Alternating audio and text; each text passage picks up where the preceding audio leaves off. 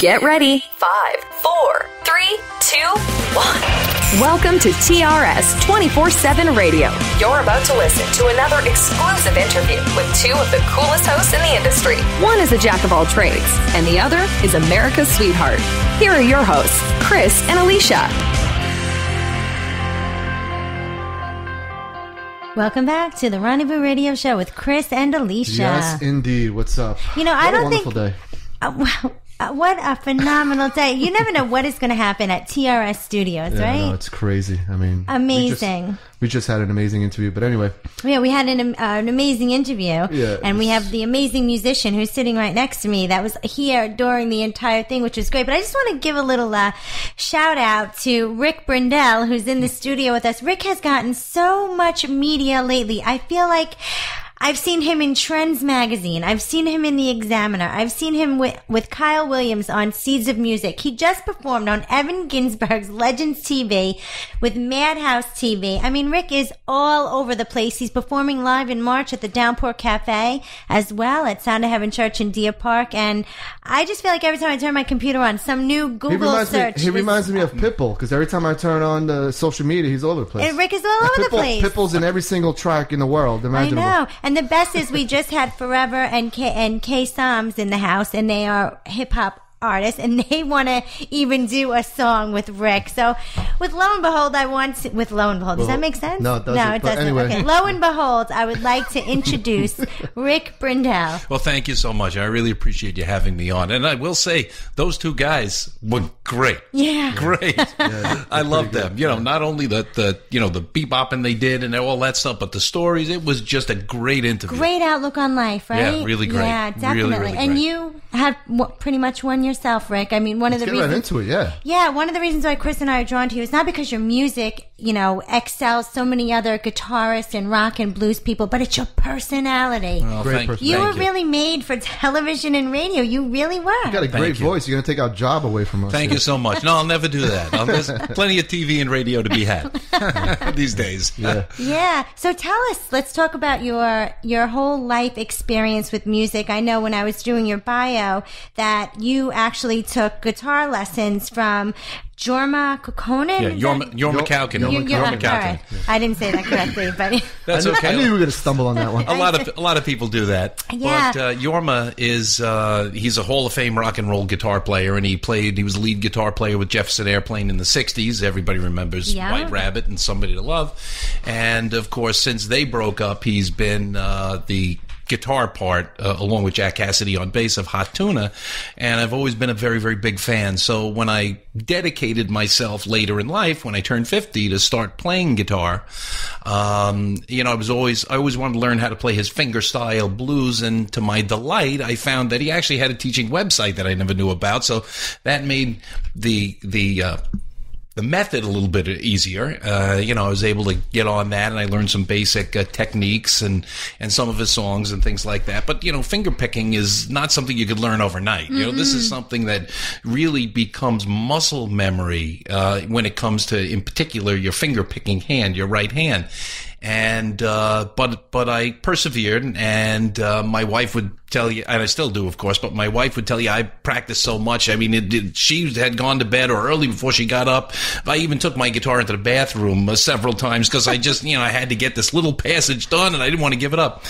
But I did, and I a great experience in May of 2010. I went out to Jorma's Fur Peace Ranch in Ohio and met and took lessons from Jorma, and that was a great experience. Wow. Really great. I remember when I met my first celebrity, being a celebrity journalist, just you're trying to stay cool on the outside, but inside your stomach is in knots, and you're like, somebody pinch me, please. Is that how you felt? Yeah, it was like that. But, you do, Jorma is such a down-to-earth kind of a guy, that, he tells you one joke, and next thing you know, you think I have known him all my life. He hasn't known me, but, I've known him for about 40 years, or maybe longer. But you do feel very, very comfortable with a guy like that, Yeah, for those listening in that don't know who he is and the genre of music that he's in, describe your genre of music. Like, where does it fall into? Well, my genre of music is a little bit of a crossover between blues and country and rock and even a little bit of folk. Jorma was, of course, obviously a lead guitar player for a psychedelic band in the 60s. And, Hot Tuner is probably more known for their acoustic blues. And so that's really the genre that they fall into. And I guess I took some of that for myself and put the country twist on it the last couple of years, so to speak. Yeah, well, it does you justice. Speaking of country, you did something with somebody from Nashville. Let's talk about that. Yeah, I actually have a music producer in Nashville. Her name is Kim Copeland, and she's worked with a lot of people, and she's great. She's another shaker and mover down there, and she's fabulous. And she really turned me more into a country artist or a country crossover type artist just by producing the songs in that genre, so to speak, because Nashville obviously is pretty big country music. But I came across her. I was referred to her from somebody on Facebook, believe it or not, after I started writing songs, and I had wasted a little bit of time and a little bit of money with some of these demo services. I wanted to hear what my songs sounded like when they were professionally produced, and they were okay. You couldn't really communicate. You'd send them to your little rough cuts and the lyric sheets, and they would recreate it as best they could with a full produced band or whatever it is you wanted to pay for, but you had no input at all into that, and they didn't give you any input back either. It was really just more along as they took it, produced it, sent it back. You could be happy, you could not. You're not getting a refund, and that's it. And they didn't do a horrible job. There were a couple of different companies that I had worked with, but when I came across Kim, it was a completely different situation. And the first thing, and I've talked about this a lot, I talked about it on Evan's TV show and in some of the interviews that you guys have been involved with in the Examiner and so forth, is Kim taught me to focus on the goals of my music. Before that, I really, I was writing songs. I was new at writing songs, and I was getting those songs produced in one manner or another, but I really didn't have a goal. I didn't have an end game. What was I trying to accomplish with the music? Mm-hmm. And she taught me to focus on that. And at the end of the day, the answer is I want to do everything with it. I want to try and get it into film and TV. I want to, perform it, of course. I'd love to get a big artist to pick up a song and publish it. So, I want to do everything with it. But before that, but when I write songs now, I write them with something like that in mind. Mm-hmm. I excuse me, I do it. Is this the song I want to try and get into TV?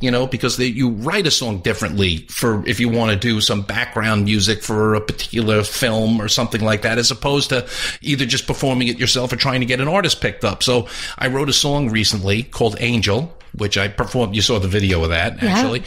And I just performed it by myself with my buddy, Kevin, playing a little bit of bass, but I wrote that because I wanted to have, the new country music, so to speak. They're always looking for big choruses and big hooks.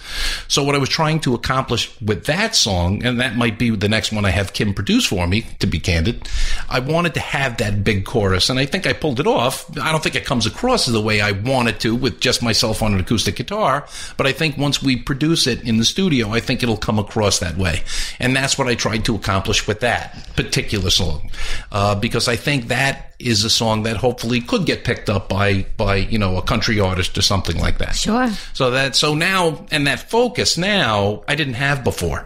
It's not to say the songs were good or bad. Everybody has their opinion, but I wasn't focusing on what I should do with it. Okay, and why is that? I mean, because you do have a full-time job. Oh, I do have a full-time job. So at what point did you reach? At what point did you say to yourself, I want to start pursuing this, a lot harder than I was back then? Well, I've always been involved in music. I've since the time I saw the Beatles, and it's the 50th anniversary coming, it actually just passed. When I saw the Beatles perform the first time on Ed Sullivan, I was hooked, and my older brother plays guitar, and I have a twin brother, and we were all interested, just a family of musicians, if you will. But at the end of the day, I didn't really focus on turning this into something meaningful until about 3 or 4 years ago, and I'm 56 years old now. So, until then, it was really just a hobby. It was fun. We would jam with some friends, put a band together, and, I've been in a few bands, of course. Played local bars here on Long Island with a band that my twin brother and I put together in the late 80s called Midlife Crisis, and we played some bars, and it was fun, but we weren't really looking to take it anywhere. But now, you know, if the passion is in you, it's in you, and I have to get it out now. Right. So I finally was able to stop procrastinating and try and figure out a way to do this. And when I turned 50, I went back to playing guitar after playing bass for a long time. And thanks to my wife, that was my 50th birthday present. And I started concentrating on that, learning the fingerstyle guitar. And then I decided I wanted to start writing songs, and I just, you know, started doing that about 3 years ago now. And then at that point, I started having them produced and then getting them on radio, and things started snowballing, and a lot of things are going on. And you guys are great. Thank you. Listen, you guys do so much for independent artists, and for me in particular, I can't even begin to express what you do. Oh man, thanks. That really does mean a lot. I mean, which is great. You. But getting back to the full-time job, I do have a full-time job, and I love it. I work in the insurance industry for a company called BWD Group. They're a big company here on Long Island, and they do a great job. They really care about their clients and things like that, and it all comes from the top, you know. But you know, here I am, 56 years old, and I have to think about retiring out of insurance one day. And, you know, I'd like to make music my passion, my business, if you will, going forward. Sure. And that's why I'm concentrating on that so much now, too. So I really have 2 full-time jobs. Chris, yes. You know about that. Yes, I know. You know, I have insurance, and then I have music. Yes. And a funny thing that my daughter had said to me about a month ago, she said, you know, I don't understand. You work so hard during the day at your insurance job, and you work so hard writing music, producing it, this, that, and the other, all kinds of things. But you're always here. You're always at all of our events. You know, when do you do this stuff? And the answer is I do it really on my own time, which kind of equates to more really early in the morning. Mm-hmm. You know, like I'm playing guitar at 6:30 every morning in my house, and I'm up at 11 or 12 o'clock, and I'm still writing and playing and this and that and the other. So, you know, so I have 2 full-time jobs now. Yeah, you do. And, you know, I wanted to get into, we are live in studio with the awesome Long Island artist, Rick Brindell. Again, you'll just Google him. You will find him all over the internet. Again, like Chris and I were saying, I feel like every time we turn the computer on and we look for Rick, you're just coming up somewhere new. But 2 things I wanted to touch on. I wanted to laugh. We had interviewed, Chris and I had 2 artists, female artists come on, and Chris and I had asked a question, an indirect question, and both times the women artists took the question as if, well, I can't answer that because then you'll know my age. So Chris and I turned around and said, well, if it helps you anything, you know, over 40. We're over 40, you know, like, and we're still doing this. And they would be like, oh, okay, good. We're 35 and stuff like that. Where ageism, which I'm sure you talked to Evan Ginsberg about, is so huge in the music industry. They will pick a 9-year-old to give a record label to instead of somebody that works as hard as you. That's right. And you are so proud of your age. And Chris and I want to commend you on that. And I think that's one of the reasons why we work extra for you, because we have a heart for you, because you are so proud. You're following your dream it's been your dream your whole life, but you really didn't pick it up till about 4 years ago. Yeah, that's true. And we wanted to commend you on that. The funny thing is, speaking of your dream, we got an email, and I don't remember the name of the email. You and I had been talking on email, like one day, going back and forth about, I think it was about Kyle Williams and about Madhouse TV and Evan and blah. And out of nowhere, this email comes, and I think it was from like 3 Door Rick or something like that. I thought it was you, some band. So I wrote back. So it said, "This is fun. This is a true story." I go, "True story." I'm looking at the email, and I go, "Oh wow, Rick's got a new band." Rick's in a new band. The email came in and says, hey, "Okay, here, I just wanted to send you. This is the new band that I'm working on." Now, Chris and I, knowing that I'm working with, and here's some tracks. I thought it was you. So we're back. "Oh wow, this is great, Rick. Guess what? We're going to book you on another television show. We got more radio gigs for you or something." And we never heard back.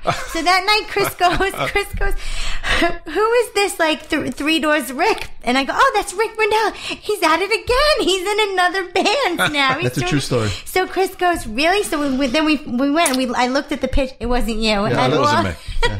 But I thought because you're always doing something, this band was you. I was like, now he's in another band. This guy's on fire. Well, listen, you never know. You know, I met a guy. named Bill at an open mic about a year ago, and he plays kind of, he writes his own stuff, and he's kind of a Neil Young type clone. He's very, very good, and he is putting a band together as well. He wanted me to come into the studio and lay down some lead guitar tracks. A lot of people don't hear my lead guitar very often because I play a lot of acoustic blues, but he wanted me to come in, so we're working that out as well, and I'll help him here and there and things like that. Excellent. How are you doing with the open mics? Do you find them helpful? Yeah, I do. I'm supposed to do one actually on February 1st. And unfortunately, that one got canceled, so I won't be doing it. Oh, there'll be plenty more. Yeah. Have you done was it the Nutty Irishman or Lily Flanagan's in Bayshore? Not yet, but it's the Nutty Irishman. It's Tuesday nights. Tell me, because when you do it, I want to go. Okay. I want to come and watch. Okay. I will do that. We are going to cut to a commercial break? Yeah, we're going to cut to a commercial break. Actually, we're gonna not commercial break, but we're going to play one of Rick Brindell's song. It's entitled "My Guitar Makes Me Play the Blues." And when we come back, I'm going to ask Rick Brindell any funny stories, being a twin, if there's any funny stories between you and your brother. But we'll be right back. Right at this, you're on TRS 24/7 with Cris and Alysia with in-studio guest Rick Brindell. You're listening to the hottest indie music on the planet. TRS 24/7 Radio, the station that independence built.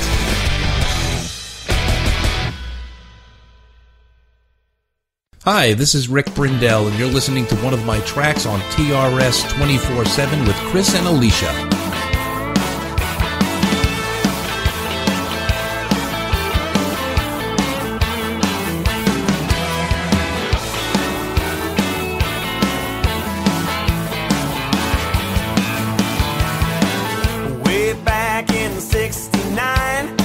My first electric guitar, it was a brand new Gibson SG. I wanted to be a star, spinning records by the airplane and dead of songs I really wanted to learn.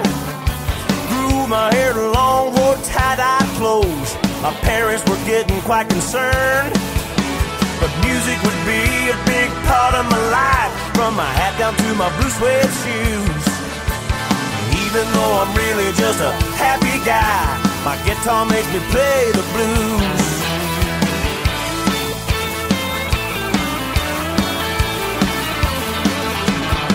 I'm not down on my luck, and my woman is true. I haven't yet lost my job.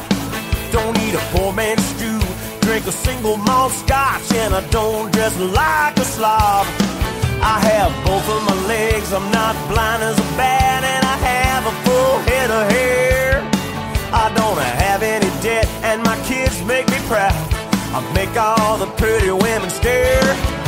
But music would be a big part of my life, from my hat down to my blue suede shoes.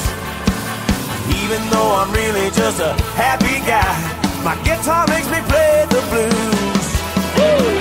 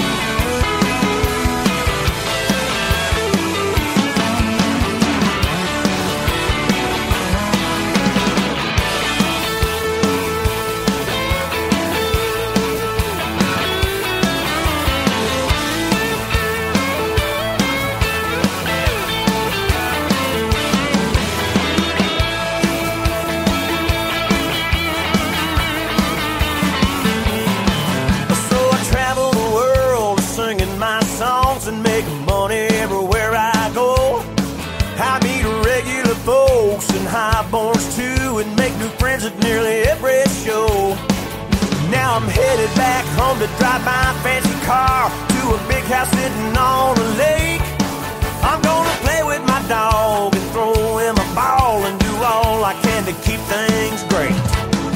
But music would be a big part of my life, from my hat down to my blue suede shoes. Even though I'm really just a happy guy, my guitar makes me play the blues. Yeah, music would be a big part of my life, from my hat down to my blue suede shoes. Even though I'm really just a happy guy, my guitar makes me play the blues. I said my guitar makes me play the blues.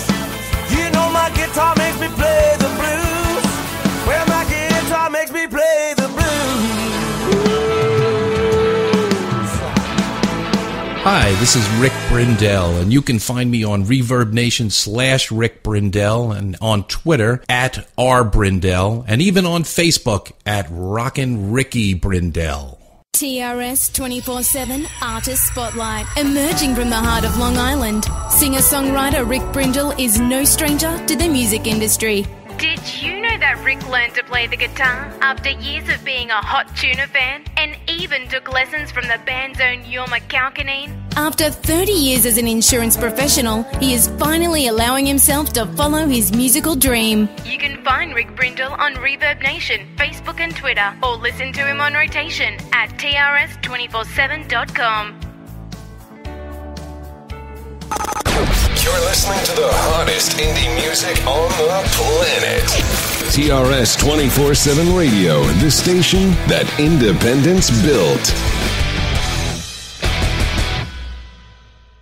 Welcome back to TRS 24/7 with Cris and Alysia. That song was entitled "My Guitar Makes Me Play the Blues" by the awesome Rick Brindell. What's up, Rick? Welcome back. What's up? What's up? you know, before we went to the break, I alluded to the fact that we alluded to the fact that you are a twin.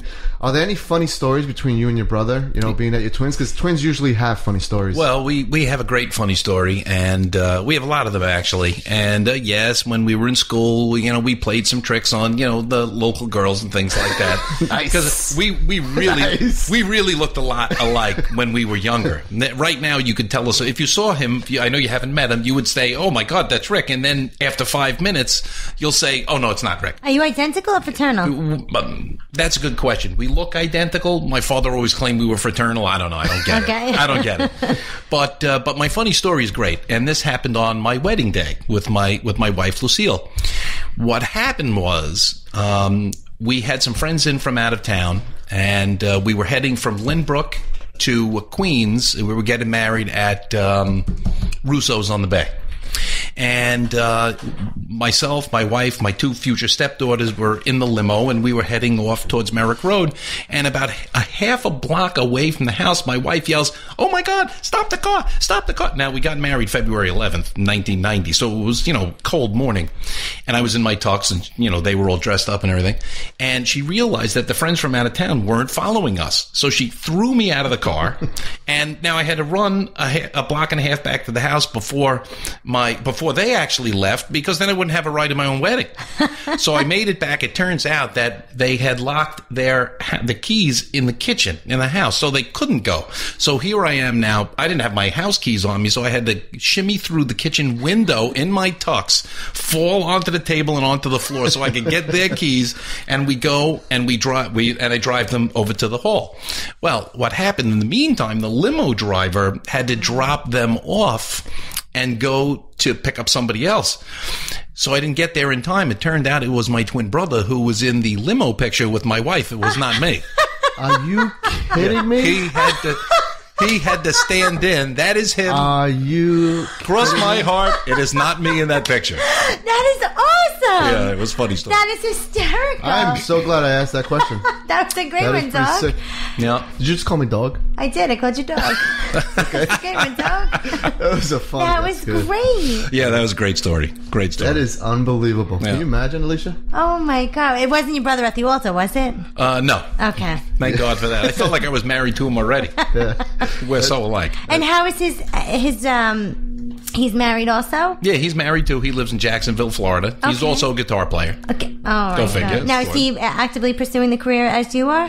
He's not right now. He's really into collecting Guild guitars. Oh, okay. He, as well as I'm also into vintage guitars, not necessarily Guilds, but he collects and sells Guild guitars. Is what he does, and you could find him on Facebook at My Guild Guitars. Oh, sweet. Every time I see he's got a picture of his living room with 30 Guild guitars sitting there, I'm going God, you need another one that looks just like the rest of them? He's a guitar hoarder. He is. He's a guitar hoarder. He is. That's right. Yeah. That's so right. let me ask you a question.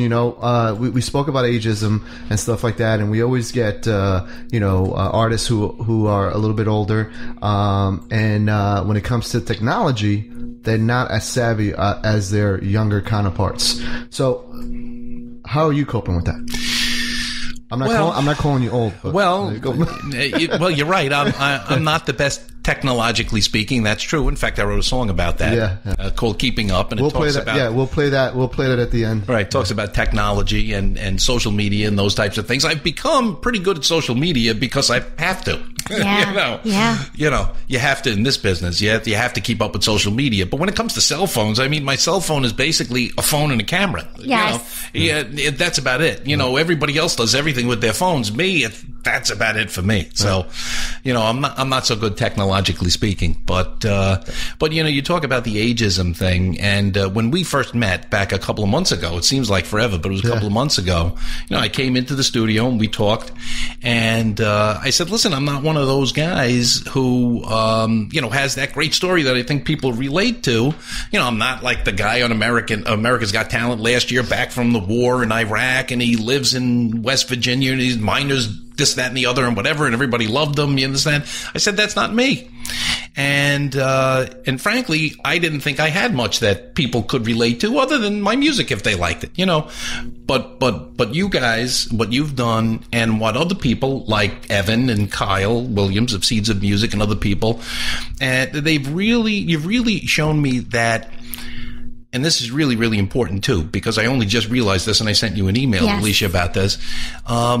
I do have a story that people relate to, and that is that it's never too late to give up on your dreams. Everybody has a story. Yeah. Everybody. And at the end of the day, whether you're a musician or an artist or whatever it is that you want to be, it's never too late to start. And there's a lot of people, including me for a long time, who either for fear of failing or whatever, the procrastination or whatever it may be, didn't get started.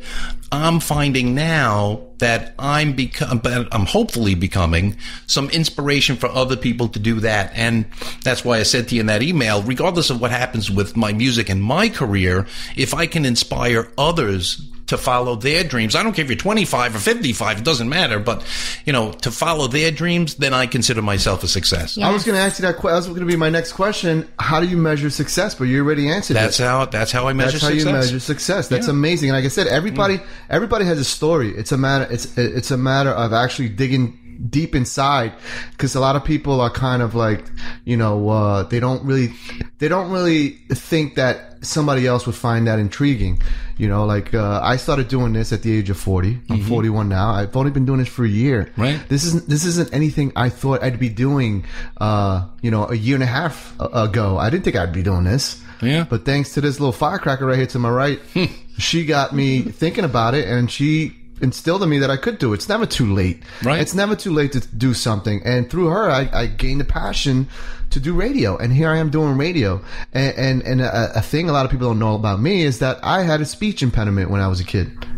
And I outgrew it. So I did. So everybody has a story. Right. It's a matter of opening up and letting people in. So, like I said, everybody has a story. He was telling me that the other day. She didn't know. I didn't know. He's like, I had a speech. I said, oh my goodness. I used to take classes. I used to get therapy sessions. Years later doing radio. And it is true. He does get up 3 o'clock in the morning, 5 o'clock in the morning. He's got ideas. He's on the notepad. He's got the notebook. He's coming in here, turning the computer. I'm like, what are you doing? He's like, oh, I got this. We got to call this person. I got this idea, that idea. And you can tell, it's almost like it was dormant in Cris. Since his first, how old were you when your mother bought you the drum set? 4, 5?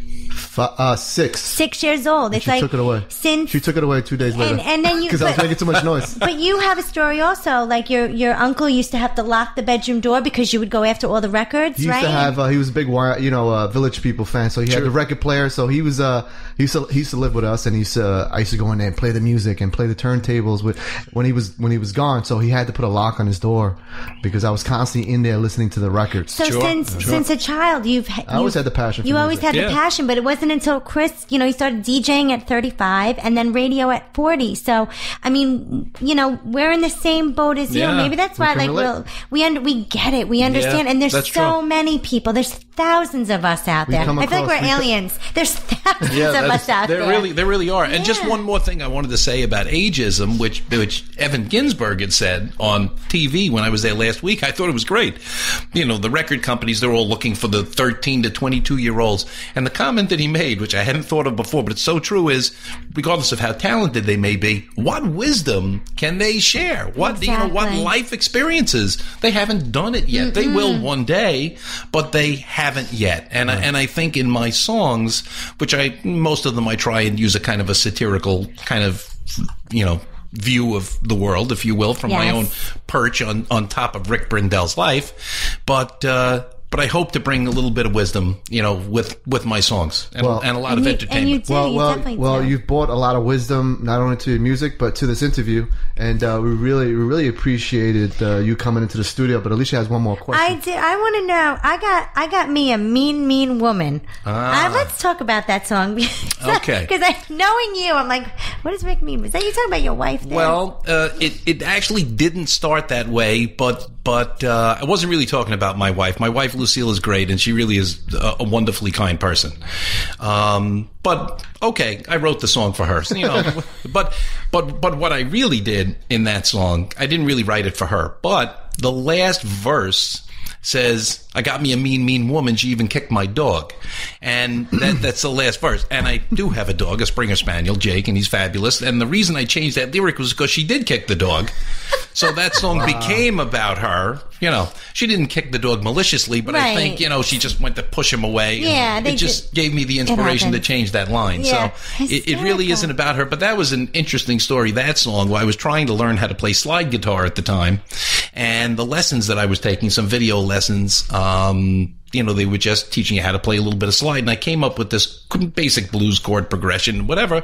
And I started out as a song that I wanted to play slide guitar on, and then I kind of shelved it for about a year, and then I finally just came up and I said, you know what? I changed the key to what I could sing better in, and I ditched the slide completely on the song, and it turned out completely different. Hysterical! I couldn't wait to get you in studio because I'm like, Rick's got a mean woman. Yeah, speaking of songs, do me no good. Speaking of one of your tracks, the one we're going to close the interview out with, it has to do with technology. It's entitled "With You."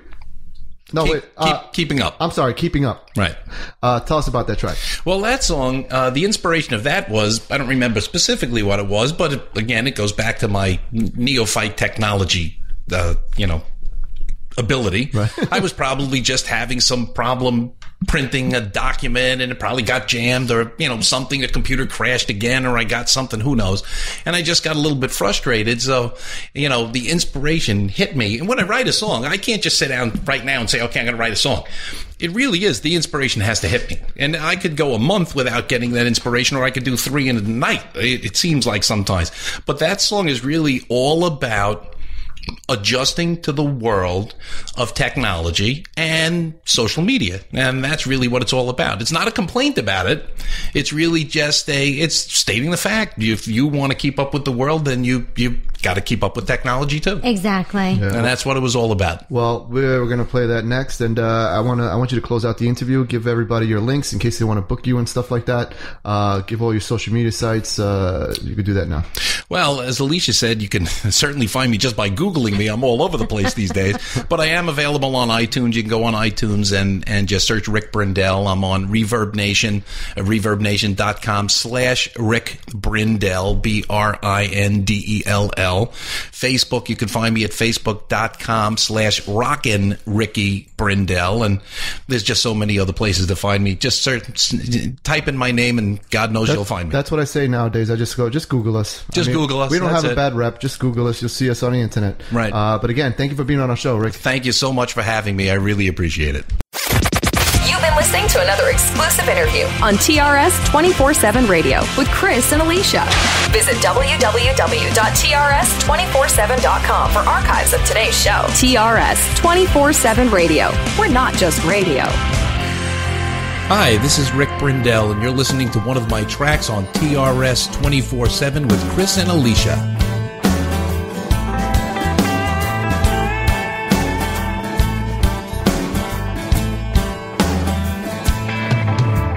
Time moves on, I can't disarm from my technological life. MP3s, flat screen TVs, electronic strife. iPods, emails, Gmail, Skype, connected to my friends. Days gone by, I can't deny there's a message that it sends. Girls and boys must have their toys and assortment of video games. Moms and dads watch all the ads just to have all the good brand names. Left behind, I have to find the next generation phone. Too much pressure, must be fresher than last month's model I own. Gone are the days when it was simple and free. I'm scared to death of technology. Can't let it go or I'll be left behind, keeping up with the rest of mankind.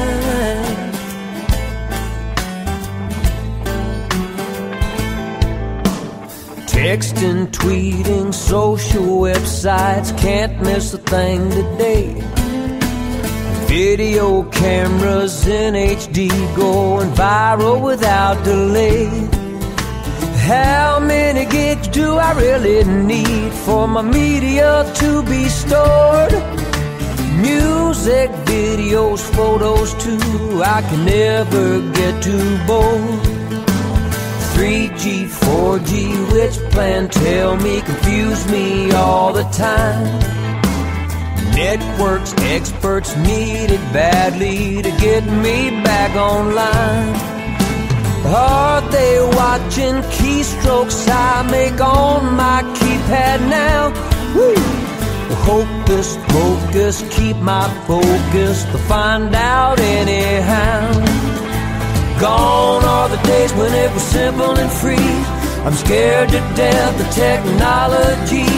Can't let it go or I'll be left behind, keeping up with the rest of mankind.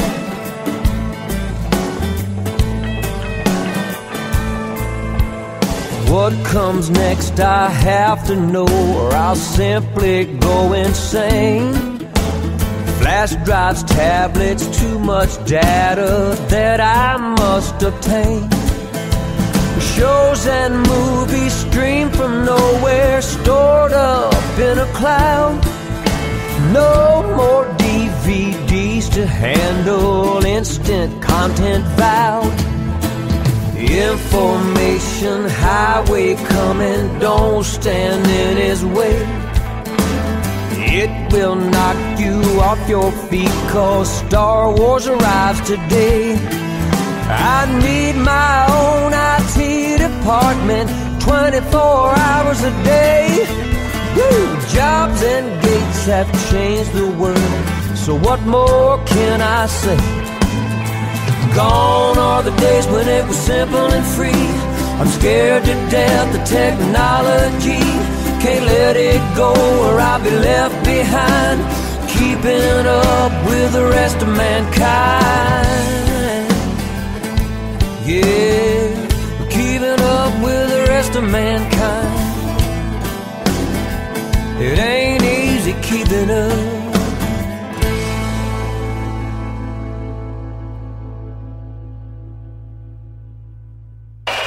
Want to be a featured guest on TRS 24/7 with Cris and Alysia? Contact us at TRS247radio@gmail.com today.